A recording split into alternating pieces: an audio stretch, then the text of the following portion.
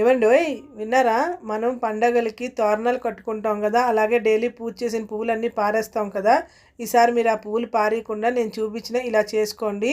దీనికోసం ఆ పువ్వులన్నీ బాగా ఎండబెట్టేసుకోవాలి. అవి బాగా ఎండిపోయిన తర్వాత దానికి గ్రైండర్ జార్లో వేసి దాంట్లో కొంచెం సాంబ్రాణి, కొంచెం గుగ్గులు, కొన్ని కర్పూరం బిళ్ళలు, అలాగే తేజ్పత్తా ఇంకా లవంగాలు వేసి బాగా గ్రైండ్ అయితే చేసేసుకోవాలి. అన్నీ బాగా గ్రైండ్ అయిపోయిన తర్వాత దాంట్లోకి కొంచెం నెయ్యి వేసుకొని బాగా కలుపుకొని కొంచెం కొంచెం రోజ్ వాటర్ వేసుకొని కలుపుకొని మనకి ఇష్టం వచ్చిన షేపులో అయితే మనం ఇలాగ ధూప్ స్టిక్స్ లాగా అయితే చేసుకోవచ్చండి. నేనైతే ఇక్కడ ఇలాగ కోన్ టైప్లో అయితే చేస్తున్నాను.